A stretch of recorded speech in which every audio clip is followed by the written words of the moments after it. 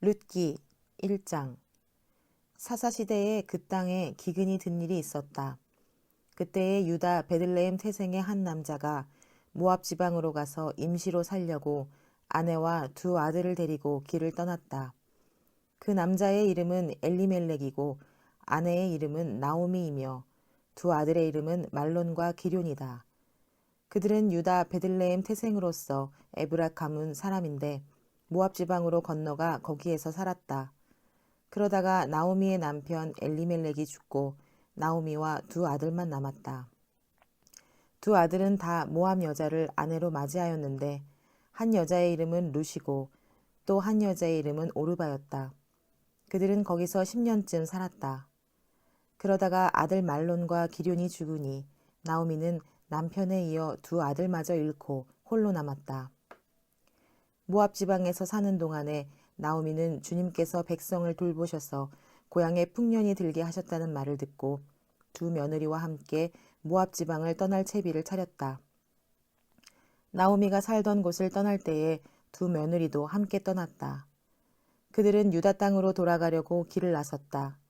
길을 가다가 나오미가 두 며느리에게 말하였다. 너희는 제각기 친정으로 돌아가거라. 너희가 죽은 너희의 남편들과 나를 한결같이 사랑하여 주었으니 주님께서도 너희에게 그렇게 해주시기를 빈다. 너희가 각각 새 남편을 만나 행복한 가정을 이루도록 주님께서 돌보아 주시기를 바란다. 나오미가 작별하려고 그들에게 입을 맞추니 며느리들이 큰 소리로 울면서 말하였다. 아닙니다. 우리도 어머님과 함께 어머님의 결례에게로 돌아가겠습니다. 그러나 나오미는 말렸다. 돌아가다오 내 딸들아, 어찌하여 나와 함께 가려고 하느냐. 아직 내 뱃속에 아들들이 들어있어서 그것들이 너희의 남편이라도 될 수 있다는 말이냐. 돌아가다오 내 딸들아, 제발 돌아가거라. 재혼을 하기에는 내가 너무 늙었다.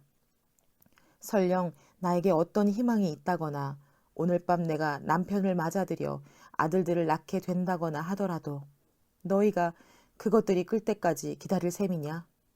그때까지 재혼도 하지 않고 홀로들 지내겠다는 말이냐? 아서라 내 딸들아, 너희들 처지를 생각하니 내 마음이 너무나 괴롭구나. 주님께서 손으로 나를 치신 것이 분명하다. 그들은 다시 한번 큰 소리로 울었다. 마침내 오르바는 시어머니에게 입맞추면서 작별 인사를 드리고 떠났다. 그러나 룻은 오히려 시어머니 곁에 더 달라붙었다. 그러자 나오미가 다시 타일렀다. 보아라, 내 동서는 저의 결례와 신에게로 돌아갔다. 너도 내 동서의 뒤를 따라 돌아가거라. 그러자 룻이 대답하였다. 나더러 어머님 곁을 떠나라거나 어머님을 뒤따르지 말고 돌아가라고는 강요하지 마십시오. 어머님이 가시는 곳에 나도 가고 어머님이 머무르시는 곳에 나도 머무르겠습니다. 어머님의 결례가 내 결례이고 어머님의 하나님이 내 하나님입니다. 어머님이 숨을 거두시는 곳에서 나도 죽고 그곳에 나도 묻히겠습니다. 죽음이 어머님과 나를 떼어놓기 전에 내가 어머님을 떠난다면 주님께서 나에게 벌을 내리시고 또 더 내리신다 하여도 달게 받겠습니다. 나오미는 룻이 자기와 함께 가기로 굳게 마음먹은 것을 보고 더 이상 말리지 않았다.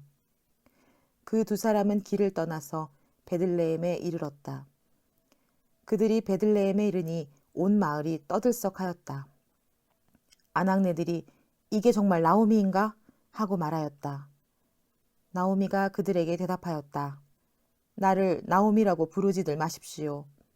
전능하신 분께서 나를 몹시도 괴롭게 하였으니 이제는 나를 마라라고 부르십시오.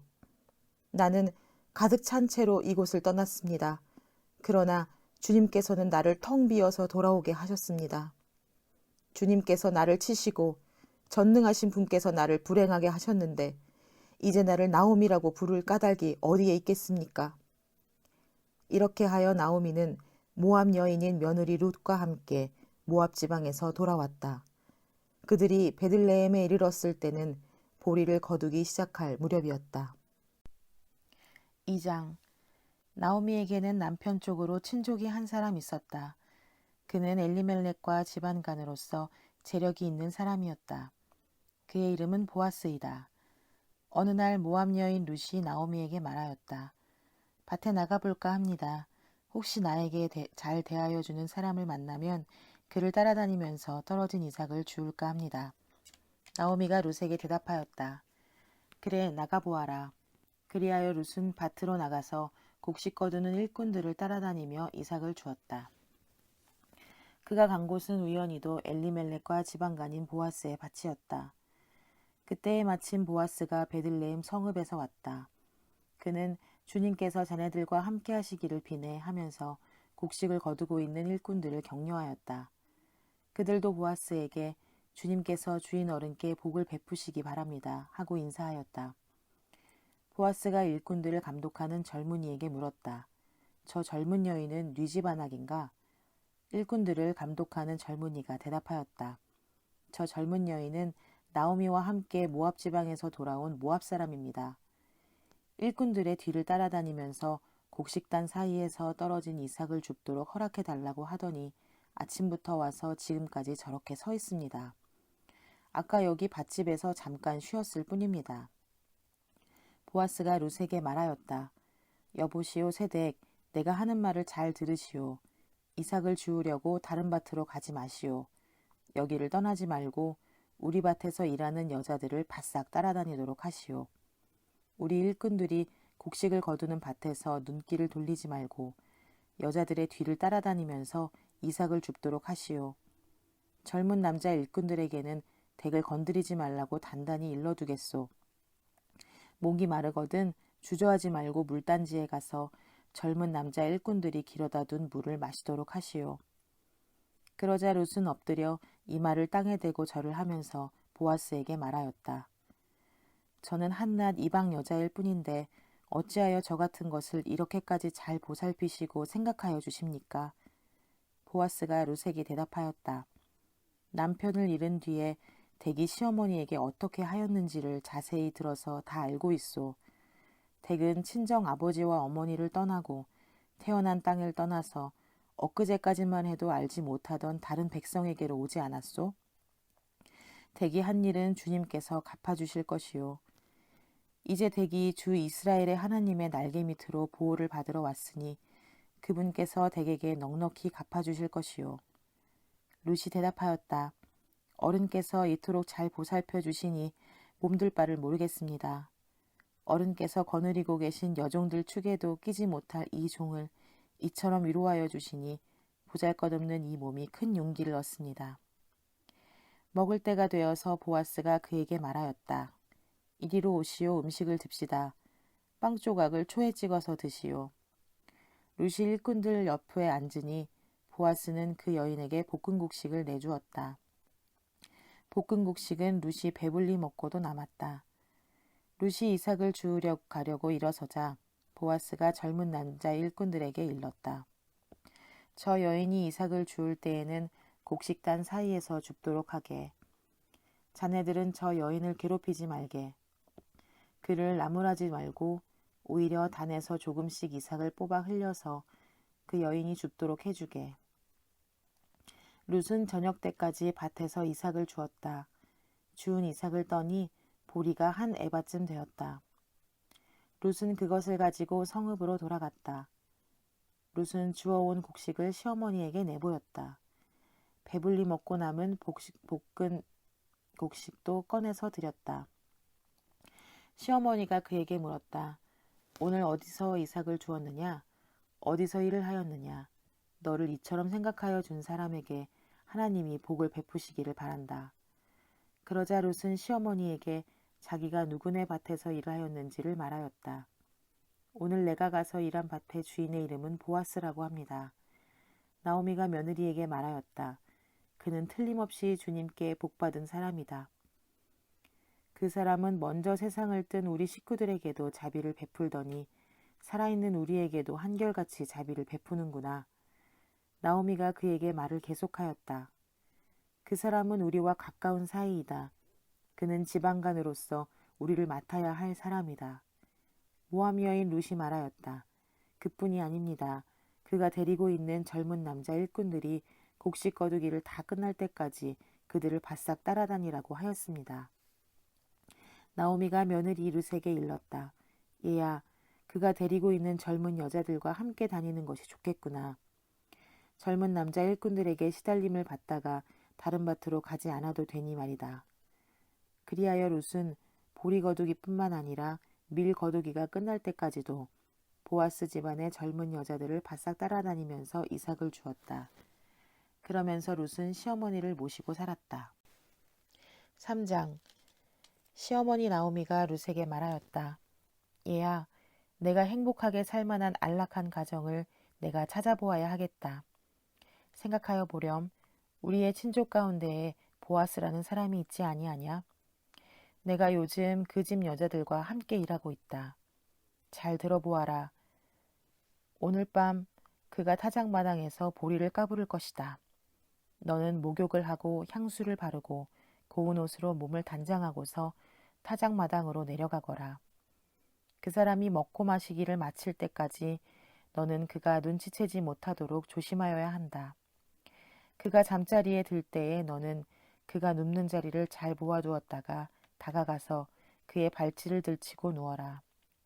그러면 그가 너의 할 일을 일러줄 것이다. 룻이 시어머니에게 대답하였다. 어머님께서 일러주신 대로 다 하겠습니다.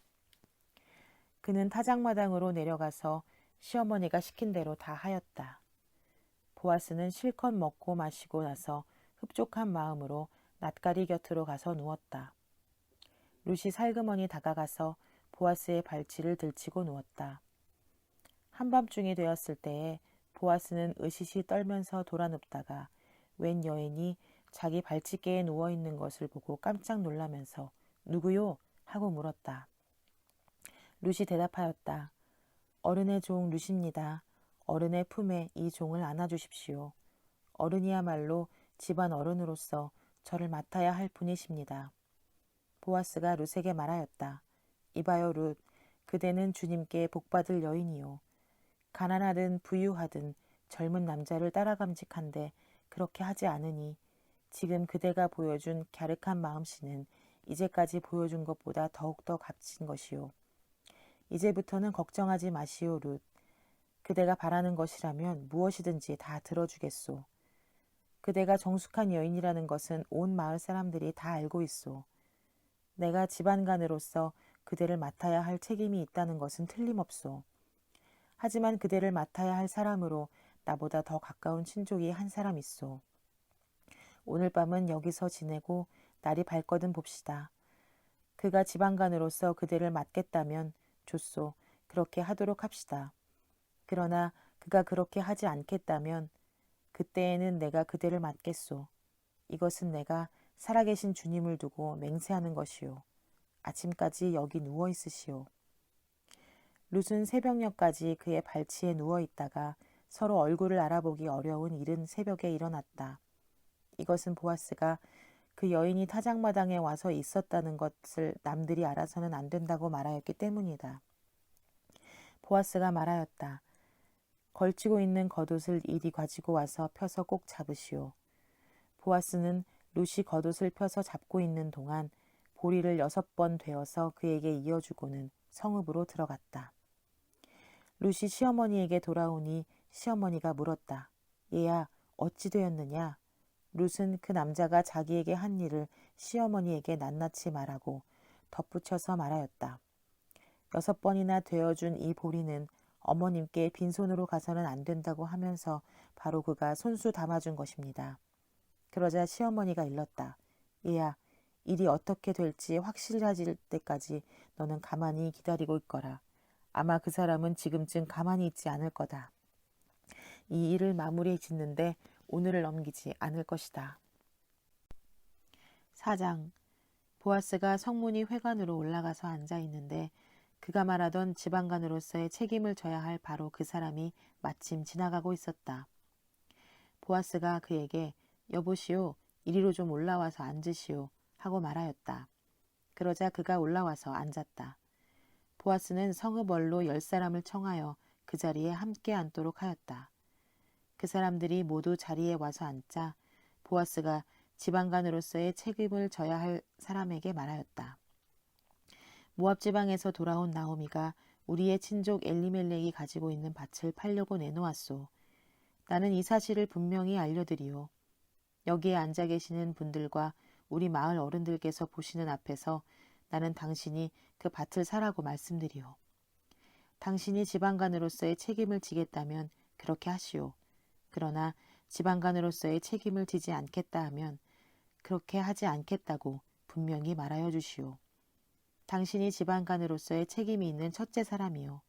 나는 그 다음이요. 그러자 그가 대답하였다. 내가 지방간으로서의 책임을 지겠소. 보아스가 다시 말하였다. 그렇다면 나오미의 손에서 그 밭을 사는 날로 고인의 아내인 모압 여인 룻도 아내로 맞아들여야 하오. 그렇게 하여야만 그가 물려받을 그 유산이 고인의 이름으로 남게 될 것이오. 그러자 지방간으로서의 책임이 있는 그 사람이 말하였다. 그런 조건이라면 나는 지방간으로서의 책임을 질 수 없소. 잘못하다가는 내 재산만 축나겠소. 나는 그 책임을 질 수 없으니 당신이 내가 져야 할 지방간으로서의 책임을 지시오. 옛적의 이스라엘에는 유산 매매나 물물 교환과 같은 일을 법적으로 분명히 할 때에는 한쪽 사람이 다른 한쪽 사람에게 자기의 신을 벗어주는 관습이 있었다. 이스라엘에서는 이렇게 함으로써 일이 확전된다는 증거를 삼았다. 지방간으로서의 책임이 있는 그 사람이 보아스에게 당신이 사시오 하면서 자신의 신을 벗어주었다. 그러자 보아스가 원로들과 온 마을 사람들에게 선언하였다. 여러분은 오늘 이 일의 증인입니다. 나는 엘리멜렉이 가지고 있는 모든 것과 기럯과 말론이 가지고 있는 모든 것을 나오미의 손에서 사겠습니다. 나는 말론의 아내인 모압 여인 룻도 아내로 맞아들여서 그 유산이 고인의 이름으로 남아있도록 하겠습니다. 그렇게 하여 고인의 이름이 그의 고향 마을에서 끊어지지 않고 친족들 사이에서도 끊어지지 않도록 하겠습니다. 여러분은 오늘 이 일의 증인입니다. 그러자 성문이 회관에 모인 마을 사람들과 원로들이 대답하였다. 우리가 증인입니다. 주님께서 그대의 집안으로 들어가는 그 여인을 이스라엘의 집안을 일으킨 두 여인, 곧 라헬과 레아처럼 되게 해주시기를 빕니다. 에브라 가문에서 그대가 번성하고 또한 베들라헴에서 이름을 떨치시기를 빕니다. 주님께서 그 젊은 부인을 통하여 그대에게 자손을 주셔서 그대의 집안이 다말과 유다 사이에서 태어난 아들 베레스의 집안처럼 되게 하시기를 빕니다. 로아스는 룻을 아내로 맞아들였다. 그 여인이 자기 아내가 되자 그는 그 여인과 동침하였다. 주님께서 그 여인을 보살피시니 그가 임신하여 아들을 낳았다. 그러자 이웃 여인들이 나오미에게 말하였다. 주님께 찬양을 드립니다. 주님께서는 오늘 이 집에 자손을 주셔서 대가 끊어지지 않게 하셨습니다. 그의 이름이 이스라엘에서 늘 길이어지기를 바랍니다. 시어머니를 사랑하는 며느리, 아들 7보다도 더 나은 며느리가 아기를 낳아주었으니 그 아기가 그대에게 생기를 되찾아 줄 것이며 늙음하게 그대를 돌보아 줄 것입니다. 나오미가 그 아기를 받아 자기 품에 안고 어머니 노릇을 하였다. 이웃 여인들이 그 아이에게 이름을 지어주면서 나오미가 아들을 보았다 하고 환호하였다. 그들은 그 아기의 이름을 오벳이라고 하였다. 그가 바로 이새의 아버지요 다윗의 할아버지이다. 다음은 베레스의 계보이다. 베레스는 헤스로를 낳고 헤스로는 람을 낳고 람은 암미나답을 낳고 암미나답은 나손을 낳고 나손은 살몬을 낳고 살몬은 보아스를 낳고 보아스는 오벳을 낳고 오벳은 이새를 낳고 이셋은 다윗을